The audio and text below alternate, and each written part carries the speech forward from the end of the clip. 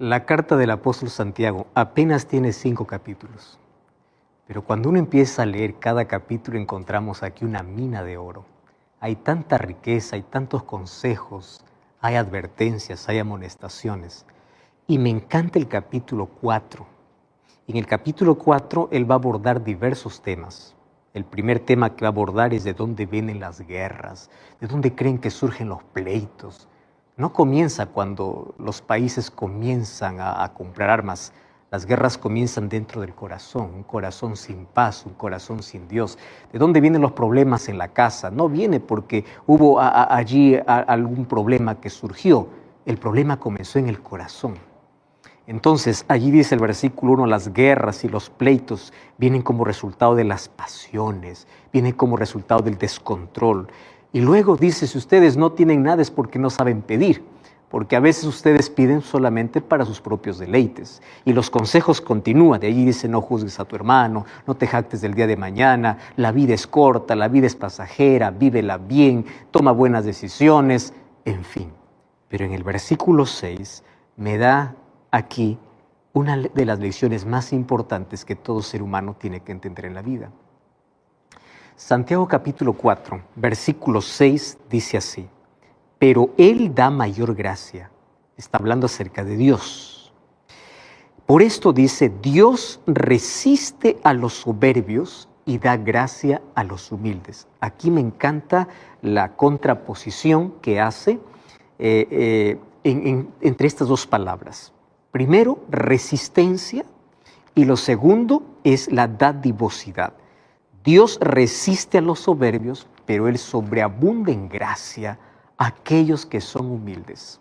Dos palabras antónimas, y estas dos palabras pueden significar la victoria o la derrota en todo ser humano. O eres soberbio o eres humilde. No hay término medio, no es que camino entre la soberbia y la humildad. No, o eres soberbio o eres humilde. Jesús lo dijo de otra manera. Mira lo que dice el libro de Lucas capítulo 18, versículo 14. Lucas capítulo 18, versículo 14. Ahora es Jesús hablando y Él dice así. Mira lo que dice este texto, 18, 14. Os digo, hablando de la parábola del fariseo y el publicano, que uno se fue y se justificó y dijo, Señor, yo hago buenas obras, yo hago esto y lo otro, y comenzó a menospreciar al otro. Versículo 14 dice, os digo que este descendió a su casa justificado, hablando del publicano, antes que el otro, porque aquel que se enaltece será humillado, pero aquel que se humilla será enaltecido. Otra vez aquí en contraposición. Aquel que se engrandece bajará, y aquel que está abajo subirá. Eso es lo que está diciendo Jesús. Ahora Santiago dice, Él resiste a los soberbios y da gracia a los humildes. ¿Sabes qué? Existe una polilla que es capaz de poder carcomer y destruir a la madera más dura. Se llama comején. Yo no sé si tú alguna vez viste esto, puedes buscarlo en internet si no conoces. Esto es una polilla, es una plaga para la madera. Las casas que se construyen especialmente en el campo pueden tener una madera firme para que pueda sostener parte del techo. Pero esa madera tiene que ser protegida, tiene que ser cuidada. ¿Y cuidada de qué? De este animalito. Si tú lo ves, es tan pequeño, es insignificante. Uno puede decir, ¿cómo es posible que algo tan pequeño pueda destruir algo tan fuerte? El asunto es que él comienza a carcomer de adentro para afuera. Entonces, la madera tan fuerte puede ser destruida porque comienza adentro. Y si tú no lo destruyes a tiempo, acaba destruyendo. Lo mismo ocurre en nuestra vida. Tú puedes ser una persona generosa, virtuosa, talentosa, con capacidades, pero si tú no te libras de ese comején, de ese veneno llamado orgullo, de adentro para afuera va a carcomer. ¿Y cuál es el antídoto para el orgullo? Es la humildad. Y cuando hablamos de humildad, nosotros tenemos diversos conceptos sobre humildad. Es triste ver porque hoy a la humildad se le ha confundido con cosas que no son. Por ejemplo, hay personas que dicen, ves, aquella persona es pobrecita, es humilde. No, no, no, porque nosotros hemos confundido que la humildad tiene que ver con situación económica. No todo aquel que es pobre es humilde, quiero que entiendas. Yo conozco pobres tan orgullosos y ricos tan humildes. Entonces no podemos confundir la humildad con una situación económica. No es que porque es pobre es humilde, no es porque no tiene una buena casa, vive en una casa humilde. No, la humildad tiene que ver con otra cosa. Otros allí asocian la humildad con la baja autoestima. Personas que no miran al rostro, personas que son tímidas, otras incluso con el temperamento pueden allí decir, mira qué humildecito, aquel que anda medio agachado, de hombros caídos, aquel que no levanta la cabeza, es humilde. No, eso no es humildad. Humildad tiene que ver con reconocer que necesito de Dios cada momento de mi vida. Entiéndeme aquí.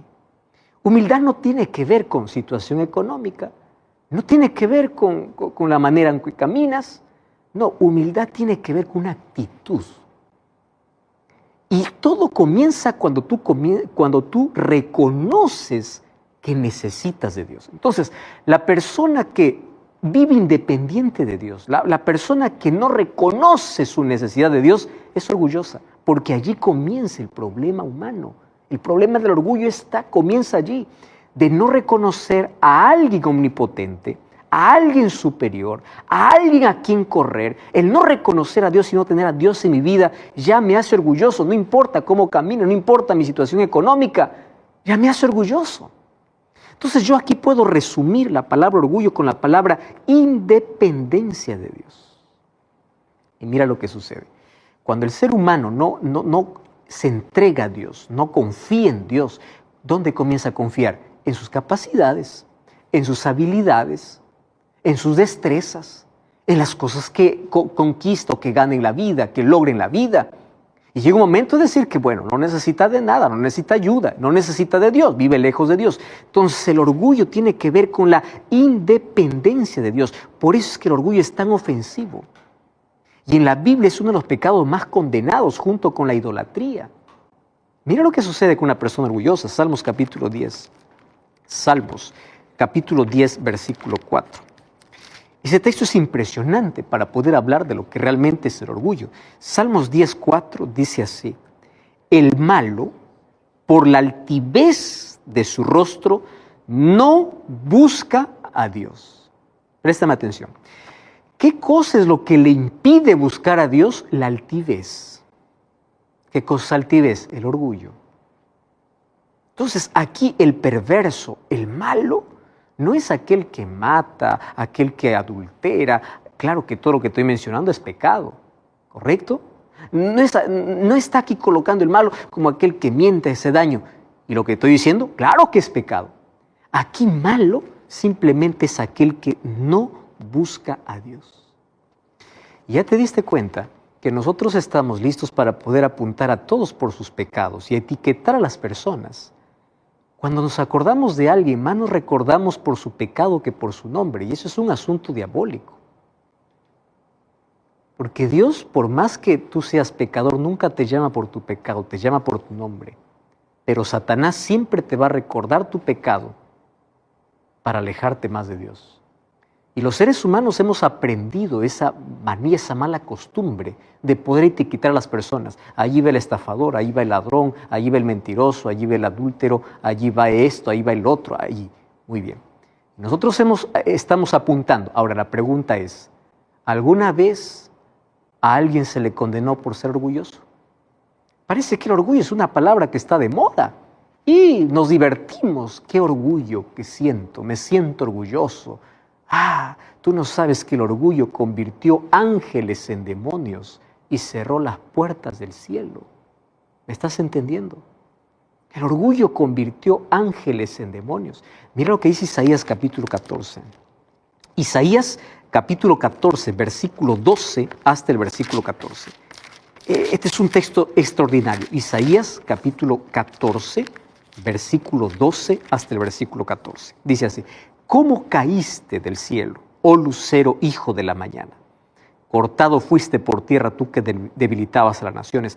Tú que decías en tu corazón, subiré al cielo, junto a las estrellas de Dios levantaré mi trono, en el monte del testimonio me sentaré, sobre las alturas subiré, seré semejante al Altísimo, mas tú serás derribado hasta el Seol. ¡Wow! ¡Qué fuerte! ¿De quién está hablando aquí? Esta es la experiencia, la historia de Lucifer. Entonces, el orgullo, de una manera misteriosa, entró en el corazón de un ser perfecto, de Lucifer. Y fue el orgullo que le llevó a independizarse de Dios para ensalzarse o enaltecerse a sí mismo a tal punto de reclamar la adoración que era exclusivo para Dios. Entonces, mucho cuidado con este asunto.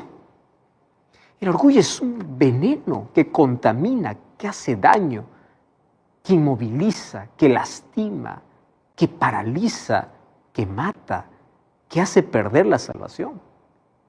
Solo que, claro, el orgullo viene disfrazado de diferentes maneras.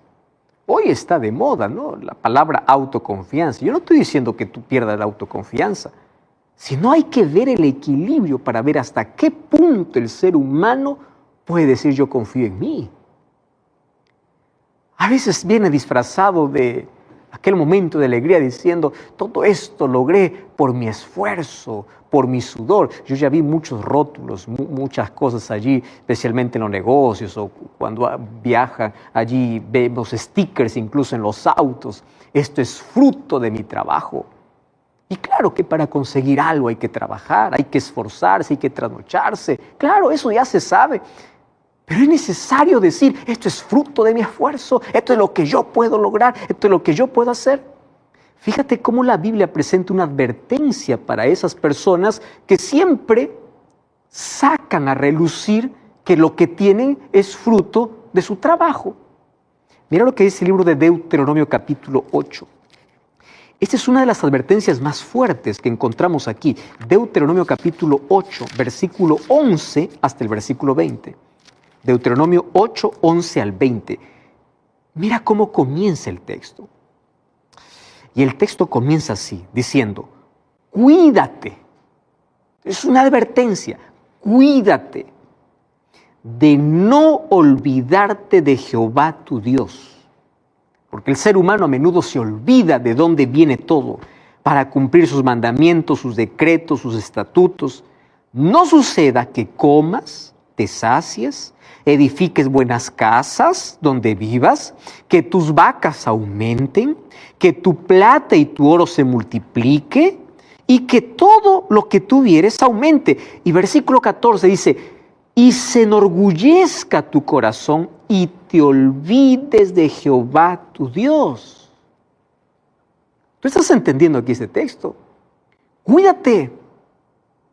Que se enorgullezca tu corazón, te olvides que fue Dios quien te libertó, es Dios quien te sacó de Egipto, Él te hizo caminar por un desierto grande, espantoso, lleno de serpientes, de escorpiones, de sed donde no había agua, y Él te sacó agua de la roca, Él te sustentó con maná en el desierto, Él dio comida que tus padres no han conocido. No digas en tu corazón, mi poder, mi fuerza, mi mano me ha traído tal riqueza. Este versículo 17 realmente es extraordinario. No digas, este es el resultado de mi fuerza. ¿Quién te dio la vida? ¿Quién te dio el aire? ¿Quién te dio la salud? Cuídate de no olvidarte de Jehová tu Dios. Nuevamente volvemos al concepto. ¿Qué es el orgullo? El orgullo es la independencia de Dios. Donde el ser humano cree que ya puede solo. Donde el ser humano cree que ya no necesita de Dios. Y aquí presenta que las riquezas y la comodidad representan uno de los mayores peligros, porque puede llevarnos a pensar que tenemos todo y que no necesitamos de nada. Por eso tú ya te diste cuenta que las personas que pasan por más necesidad son las que buscan a Dios. Y a veces Dios tiene que permitir en nuestra vida situaciones así donde perdemos todo y donde lo único que nos quede sea Dios para reconocer quién es Él. Porque cuando tenemos todo, no agradecemos, nos quejamos de todo. Cuando tenemos todo, El ser humano vive tan cómodo y se independiza, piensa que todo lo que tiene es por él mismo, por su fuerza, por su esfuerzo, por su destreza, por su inteligencia, y se olvida de dónde viene todo eso. Tú puedes decir, pastor, bueno, yo no me considero orgulloso. Tú puedes decir, déjame hoy mostrarte algunas características, y si tú te identificas con algunas de estas, es hora de parar, es hora de ir a Dios y decirle, Señor, perdóname, yo soy orgulloso. El orgullo es un cáncer que nadie ve, nadie me va a condenar, pero está dentro, me puede destruir. Por favor, ayúdame. Mira, ve, te voy a mostrar algunas características. Primera característica, el orgulloso se enfoca en ver solamente lo malo de la otra persona. ¿Conoces personas así? Solamente está listo para ver defectos, pero es ciego para ver sus propios errores. Por eso es que se cree superior. Tú ya viste personas que están listos allí para apuntar solo los defectos de los demás, no ven el defecto suyo. ¿Quién les colocó de jueces? El orgullo. Claro, uno se siente tan bien y tan perfecto que es capaz de condenar en lugar de orar, en lugar de ayudar, en lugar de interceder por otra persona, en lugar de cuidar de la otra persona y decirle con amor que cambie. No, ahí están para juzgar. Y cuando tú juzgas, tú estás diciendo yo soy superior, yo soy mejor. Y tú puedes condenar pecados públicos, pero Dios ve los pecados secretos que tienes. Y el orgullo hace eso, que las personas puedan ver siempre defectos y problemas en los demás, menos en ellos. Una segunda característica. ¿Sabes que una persona orgullosa le gusta mantener su ego intacto? Entonces, si ven a alguien que tiene mejores cualidades que él o que ella, lo alejan. Hacen todo lo posible para alejarlo, porque ahí está la competencia, ¿verdad? Entonces, si hay alguien que esté mejor que... No, mejor lo mantengo lejos. O yo me alejo o lo alejo. Orgullo, una tercera característica. Siempre están hablando de sus mayores logros en todo momento. Aunque no le pregunten, siempre está hablando yo hice. Como que cada vez que dice yo hice, se va inflando y es como un globo que se va inflando. Y la gente allí dice, wow, impresionante. Y algunos alimentan el ego, el orgullo. Claro, es que tú eres así, es que tú... querido. Otra característica. Nunca están dispuestos a pedir ayuda, aun cuando lo necesitan. Porque creen que solo pueden. ¿Tú sabes que todos los seres humanos lo necesitamos? Si tú dices yo no necesito de nadie, hay que evaluar un asunto interno. Otra característica, no están dispuestos a admitir que se equivocan. Y si alguien le dice que se equivocó, él no dice, sí, me equivoqué. Siempre va a estar buscando culpables. Eso sucedió por culpa de. Nunca admite un error. ¿Te das cuenta que todo esto tiene relación con este cáncer que se llama orgullo? Otra característica es que esas personas disfrutan del fracaso de los demás. Yo no sé si tú conoces a alguien que se alegra más bien cuando alguien cae. Porque él quiere ver que todos caigan y él siempre estar arriba, él siempre estar mejor. Y cuando alguien consigue algo en la vida, en lugar de alegrarse, se entristece. ¿Por qué no te alegras con el éxito del otro?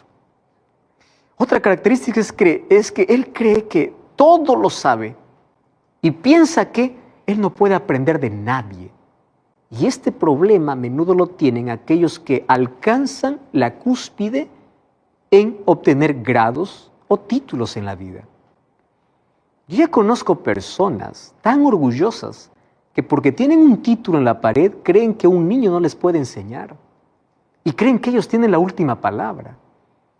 Creen que ellos ya tienen todo el conocimiento que cuando escuchan a alguien, dicen, no, ¿para qué lo voy a escuchar? Yo ya sé.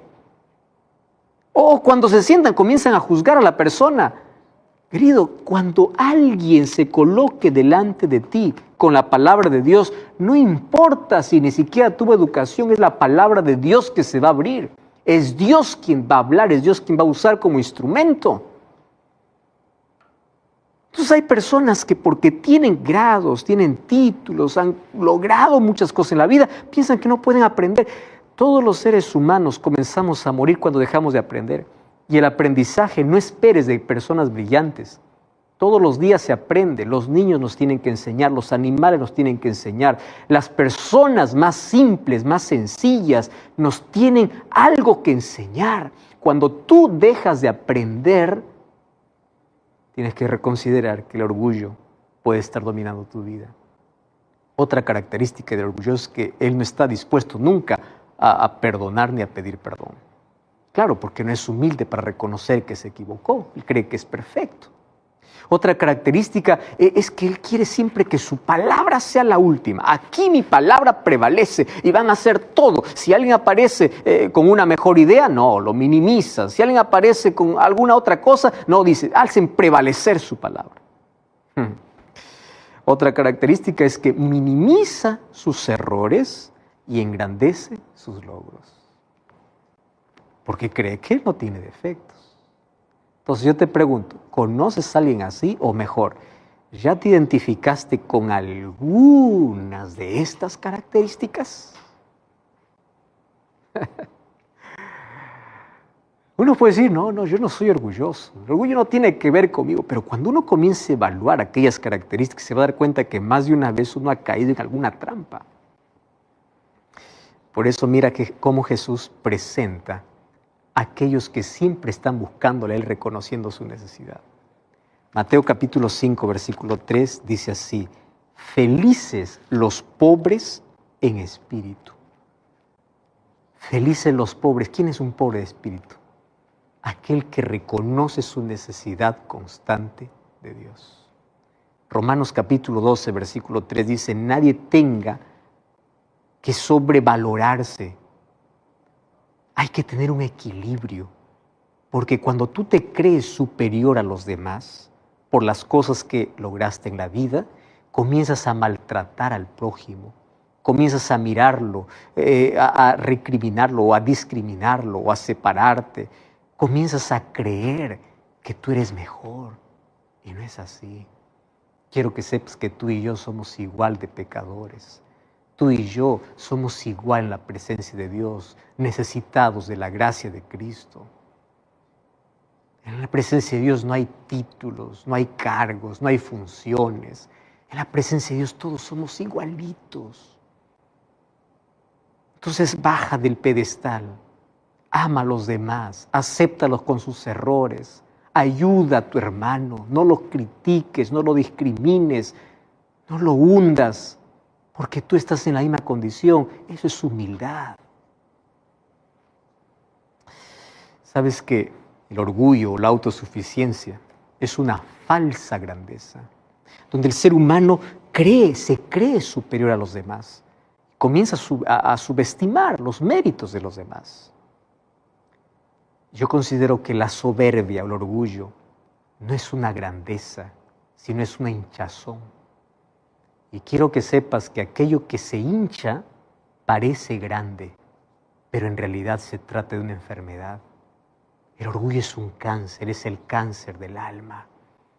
El orgullo es lo primero que nosotros nos ponemos y lo último que nos sacamos en la vida. Lamentablemente nuestra naturaleza corrupta por el pecado ya viene con esa tendencia y el ser humano, en lugar de sacarse, lo protege. Una de las cosas que hace el orgullo es que el orgullo protege aquello que Dios quiere destruir y fortalece aquello que Dios quiere debilitar. El orgullo vivifica, da vida a aquello que Dios quiere hacer morir.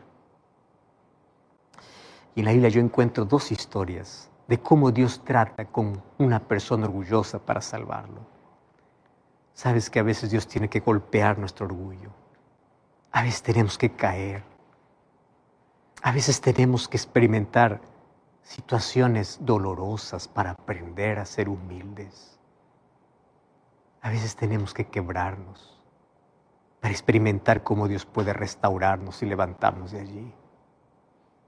La primera historia está en el Antiguo Testamento y es la historia de un hombre valeroso llamado Naamán. Sabes que este hombre era de renombre sobre todo su pueblo. Él era valeroso en extremo, eso es lo que dice la Biblia, pero tenía un problema, y el problema es que él era leproso. Y la lepra era una de las enfermedades más terribles de todos los tiempos. Un día, él va a buscar sanidad y va allá para el profeta, y él tiene que caminar, y mientras él camina para ver al profeta Eliseo, él va cargado de regalos porque él quiere comprar la curación, él quiere comprar el milagro. Entonces él se va, como él es militar, como él es general del ejército sirio, él está acostumbrado a los honores. Él está acostumbrado a que la gente vaya, le reciba, le abrace, le aplauda. Él está acostumbrado a los honores, él está acostumbrado a los títulos, él está acostumbrado a las largas presentaciones, él está acostumbrado a todo aquello. Resulta que cuando llega para Eliseo, Eliseo ni siquiera la atiende. Eliseo manda a su criado y le dice, anda, dile a ese hombre que vaya a zambullirse 7 veces en el río Jordán. Eso es todo. Ni siquiera le recibió el profeta. ¿Tú te imaginas cómo fue herido el orgullo de Naamán? Él estaba esperando grandiosidad. Viene el general del ejército sirio. Esa historia está en el libro de Segunda de Reyes, capítulo 5. Tú puedes leer toda la historia. Entonces allí, él muy molesto, coge todos sus regalos y él quiere volverse a su tierra porque su orgullo fue herido. Pero mientras él volvía muy furioso, uno de sus acompañantes le dice, Señor, hemos caminado tanto para que te vuelvas así, ¿qué te cuesta obedecer? Él dice, no, es que ¿cómo va a mandar al río Jordán? El río Jordán es sucio, yo tengo mejores ríos. Eso es el orgullo, pues no, el orgulloso es así. Yo sé que es mejor, a mí qué me importa lo que el otro diga. Pero era Dios quien estaba mandando por el profeta, porque Dios antes de curar su piel quería curar su corazón. Y quiero que entiendas, a veces Dios quiere primero curar las heridas internas, el cáncer interno, aquel que carcome el alma. Y uno de esos cánceres que carcome el alma se llama orgullo. Y Dios quiere arrancar, y para arrancar, para hacer esa cirugía, a veces tiene que doler. Entonces Naamán, allí resignado, él dijo, bueno, está bien, obedeceré. Se fue al río Jordán. Y ahí estuvo primera, segunda, tercera, cuarta, quinta, sexta. No había resultado, pero eran 7 veces, él tenía que obedecer. Y dice el texto que cuando él se zambulló la 7ª vez y se levantó, su carne, su piel era como de un niño. ¡Wow! ¡Qué extraordinario! ¿Qué cosa es lo que Dios quiere curar? Antes de que Dios pueda hacer un milagro para poder curarte del dolor que tienes, de la enfermedad que tienes, Dios quiere curar tu corazón. Dios quiere curarte del orgullo que te destruye. Dios quiere curarte de la autosuficiencia, de la altivez de espíritu. Dios quiere curarte del egoísmo. Dios quiere curarte de la independencia que tienes de Él. Dios primero quiere curarte aquello que te va a destruir eternamente. Así es como Dios curó a Naamán. Primero interno y luego externo. Así son los milagros de Dios completos. Quién sabe, tú estás orando por una restauración física. Todavía no llega porque Dios está intentando curar tu corazón. Dios está intentando decirte, yo quiero que tú aprendas a depender de mí. Hace tiempo estás lejos. Tú apenas quieres un milagro. ¿Un milagro para qué? ¿Para que te sanes y luego sigas huyendo de mí? ¿O realmente quieres vivir conmigo? Y hay una segunda historia que está en Daniel capítulo 4. Esta es la historia de Nabucodonosor.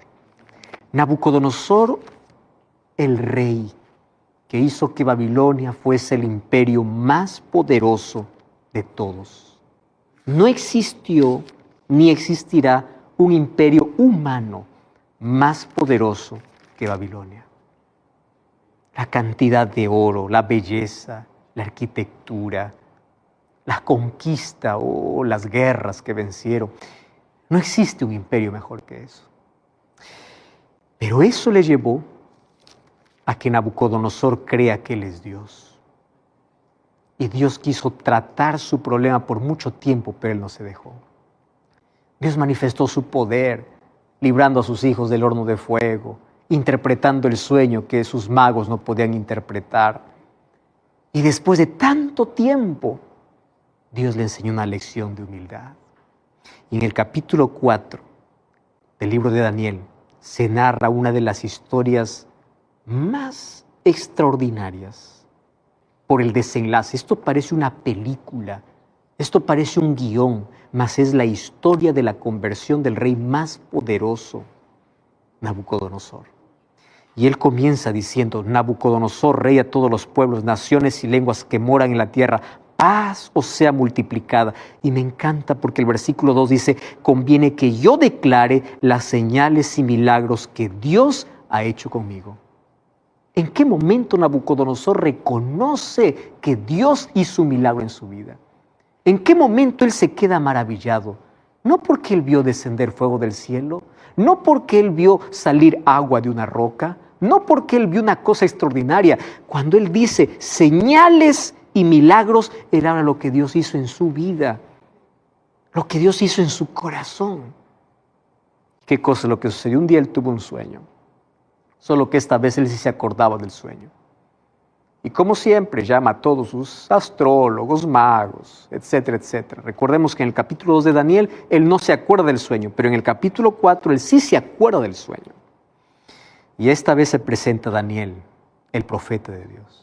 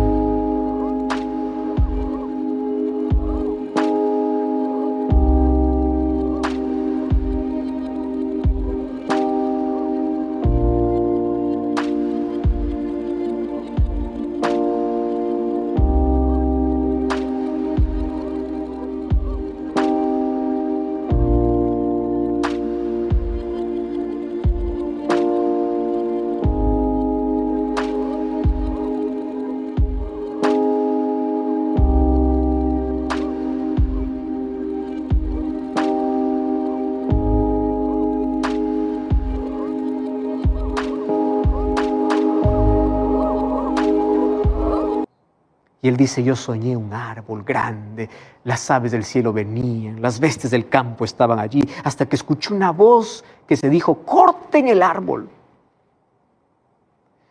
Y después de un tiempo, Daniel le dice: mira, ese árbol eres tú.